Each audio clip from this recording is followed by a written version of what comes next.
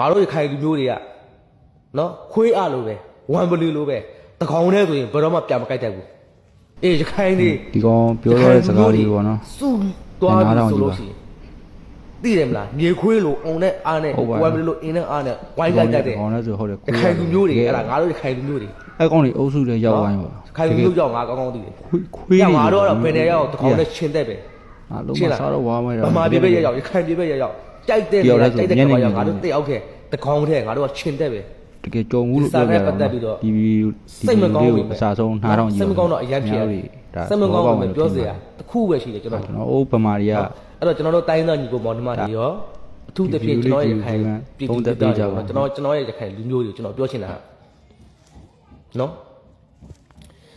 ဗမာတွေလူမျိုးရေးအစွမ်းမရောက်လို့ဗမာတွေလူမျိုးရေးမခွဲခြားတတ်လို့ကျွန်တော်တို့တိုင်းသားညီကိုမောင်နှမတွေကျွန်တော်တို့ရခိုင်ပြည်သူပြည်သားတွေဗမာပြည်မှာနေလို့ရနေတာ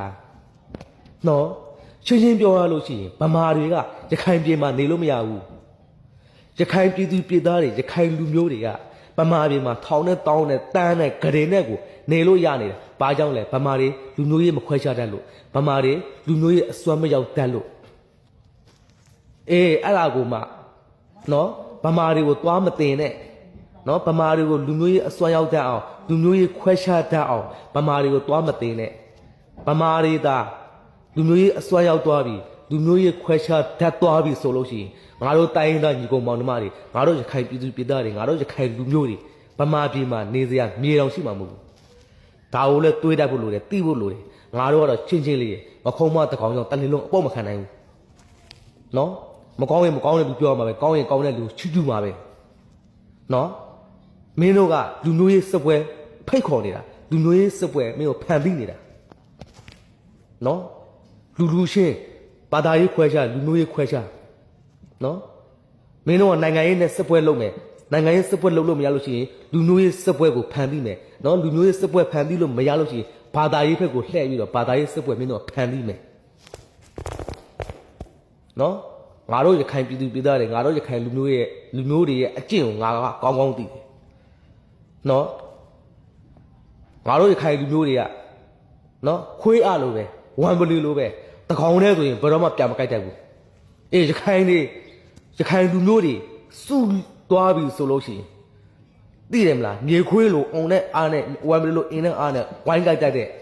ရခိုင်လူမျိုးတွေအဲ့ဒါငါတို့ရခိုင်လူမျိုးတွေနော်ရခိုင်လူမျိုးကြောင့်ငါကောင်းကောင်းသိတယ်။ညငါတို့ကတော့ဘယ်နေရောက်တကောင်နဲ့ရှင်းတဲ့ပဲရှင်းလားဗမာပြည်ပဲရောက်ရခိုင်ပြည်ပဲရောက်ကြိုက်တဲ့နေရာကြိုက်တဲ့ကဘာရောက်ငါတို့တက်ရောက်ခဲ့တကောင်ထဲငါတို့ကရှင်းတဲ့ပဲနော်ပြောရတယ်စိုးရတယ်နော်ငါတို့ကပြောပြီးတာမှားရမှားတာကိုထောက်ပြမယ်မှန်ရမှန်တာကိုထောက်ပြမယ်နော်ရှိကျူးတဲ့လူကိုရှိကျူးမယ်နော်ပြောဆိုတဲ့လူကိုငါတို့ပြောဆိုမယ်ငါတို့သူ့ဖက်ကိုယ့်ဖက်ငါတို့ကဘယ်တော့မှဘဲ့မလိုက်ဘူးအဲ့တို့ကြောင့်မို့ပြောချင်တာအချင်းချင်းလေးဗမာတွေကိုလူမျိုးရေးအစွမ်းရအောင်လူမျိုးရေးခွဲခြားထားအောင်မင်းတို့တွေတင်မနေတာမင်းတို့တွေမတင်နဲ့ဒါပဲပြောချင်တယ်